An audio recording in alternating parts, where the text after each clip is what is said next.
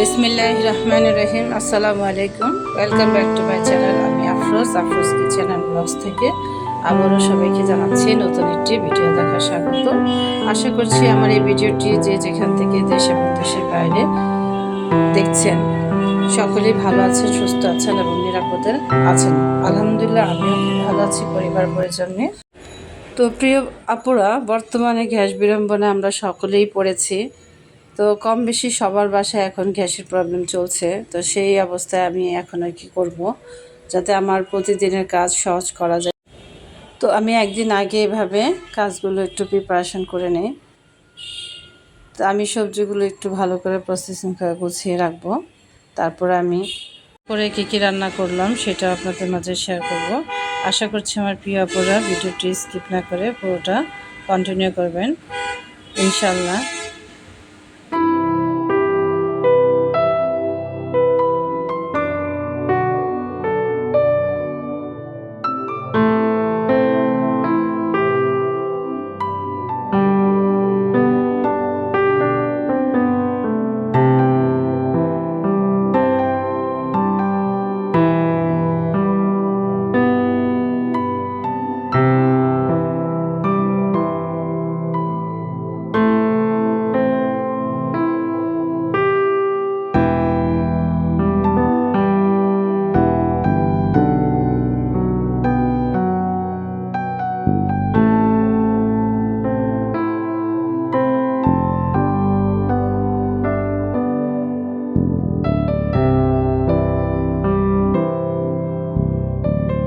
তো এখানে কিছু পেঁয়াজ, কাঁচামরিচ আর রসুনটা কেটে নিয়েছি যাতে আমার পরের দিন রান্না করতে খুবই সহজ হয়।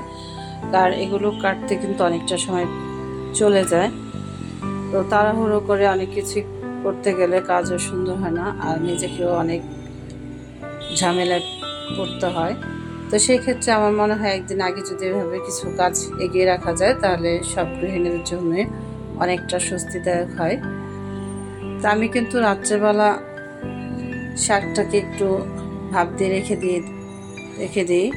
আর যে ধরনের সবজি একটু নরম থাকে সেটা আমি কাটি না, এইভাবে রেখে দিই আলাম পরিষ্কার করে। তো এখানে আমি দেখেন ধনেপাতাটা পরিষ্কার করে নিয়েছি।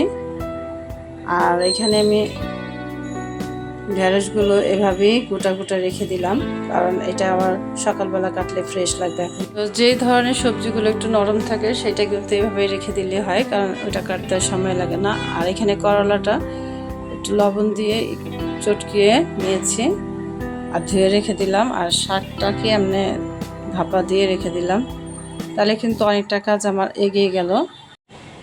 তো অনেক সকালে ঘুম থেকে উঠে নামাজ পড়ে নিয়েছি। তো এই ফাঁকে আমি মাছটাকে ভিজিয়ে রাখলাম, আর সেই সাথে ফ্রোজেন করা রুটিগুলো ভেজে নিচ্ছি। আর আরেক চুলায় আমি যে শাকটা রাত্রে ভাপ দিয়ে রেখেছিলাম সেটা বাগার দিয়ে দিব।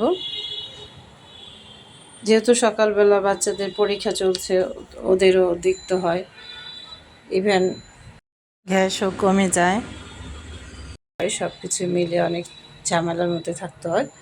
তো এইভাবে যদি কিছু কাজ গুছিয়ে রাখা যায়, আমরা যে গৃহিণীরা আছি আমাদেরই অনেকটা ঝামেলা মুক্ত হয়ে যাই আমরা। তো দেখুন কত ঝটপট আমরা কিন্তু রান্নাটা সেরে ফেলতে পারি। তো এইভাবে আমি এক চুলায় আবার ডালটা দিয়ে দিলাম।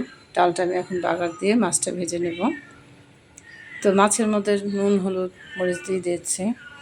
তো এই চুলায় আমি মাছটা ভেজে নিচ্ছি। আমার কিন্তু রান্নাটাও ঢেঁড়স দিয়ে রুই মাছের রান্নাটা কিন্তু অলরেডি কমপ্লিট। আর এখানে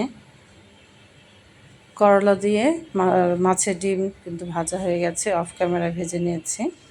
তো আমার রান্নাবান্না মোটামুটি শেষ। 1 ঘন্টার মধ্যে কিন্তু আমি রান্নাটা কমপ্লিট করে ফেলেছি। তো আমার প্রিয় অপরা, এভাবে বুদ্ধি খাটিয়ে যদি কাজ করা যায় তাহলে বর্তমান যে গ্যাস বিড়ম্বনা সেটা আমাদের আর মনে হবে না। তো আমরা কিন্তু সহজভাবে সব কাজগুলো করে নিতে পারবো।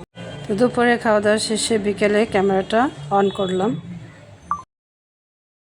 তো আপনাদের মাঝে একটা নতুন আইডিয়া শেয়ার করব যে পুরাতন কাপড় দিয়ে কীভাবে ঘরে একটি দারুণ জিনিস তৈরি করা যায় সেটি আপনাদের মাঝে শেয়ার করব। তো আশা করছি ভিডিও জুড়ে আপুরা থাকবেন ইনশাল্লাহ। আর এই পর্যন্ত যেসব আপুরা আমার সাথে রয়েছেন তাদের জন্য রয়েছে মন থেকে দোয়া, ভালোবাসা। আর ভিডিওর কোনো অংশ যদি একটু ভালো লেগে থাকে তাহলে এটা অবশ্যই লাইক দিয়ে আমার ভিডিওর সাথে থাকতে পারেন। তো সেই ক্ষেত্রে এমনিতে অনেকটা নতুন আছে এবং কোনো দিক দিয়ে ছেঁড়া ফাটা নাই। তো আমি এটাকে কী কাজে লাগাই সেটা আপনাদের মাঝে শেয়ার করছি। তো এরকম টি শার্ট দিয়ে যে একটা নতুন দারুণ জিনিস তৈরি করা যায় সেটা কিন্তু আপনারা না দেখলে বিশ্বাস করবেন না।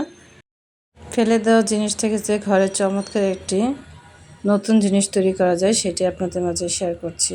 এরকম যদি পুরাতন কাপড় আপনাদের বাসায় থাকে অথবা বিভিন্ন ধরনের পুতুলের যে তুলো থাকে কিন্তু আপনারা এই কাজটা করতে পারেন অতি সহজে।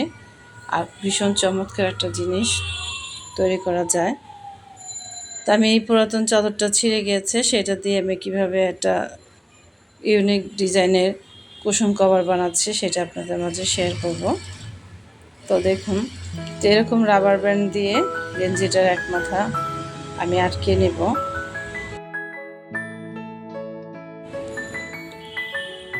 তারপর এটাকে আমি উল্টিয়ে ফেলবো।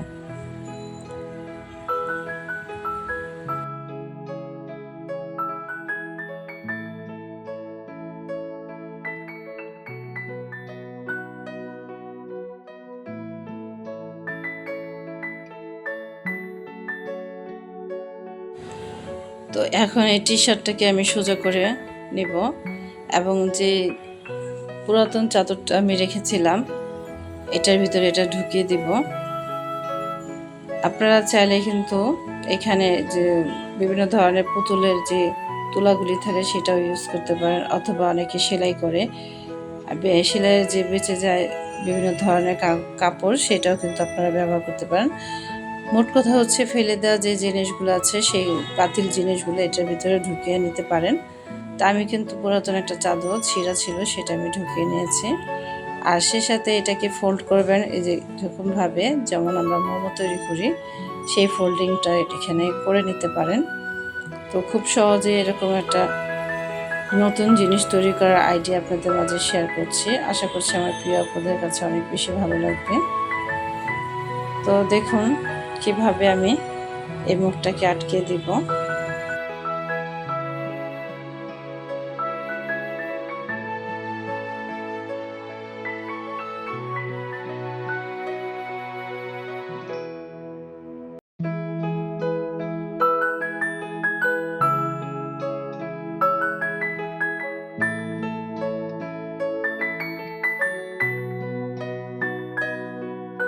তো দেখুন চমৎকার একটা কুশন তৈরি করে ফেললাম। আসলে এরকম ফেলে দেওয়া জিনিস থেকে অনেক দারুণ দারুণ জিনিস তৈরি করা যায়, সেটাই কিন্তু আপনাদের মাঝে শেয়ার করলাম।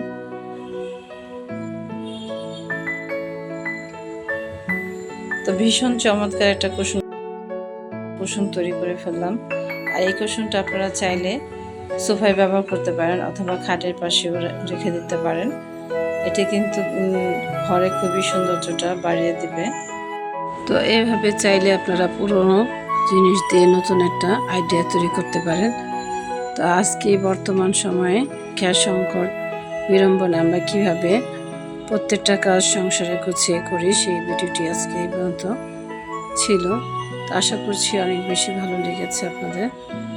আবারও দেখা হবে নতুন কোনো ভিডিওতে। সেই পর্যন্ত সকলের সুস্থতা কামনা এখানে বিদায় নিচ্ছি। আল্লাহ হাফেজ। আসসালামু আলাইকুম।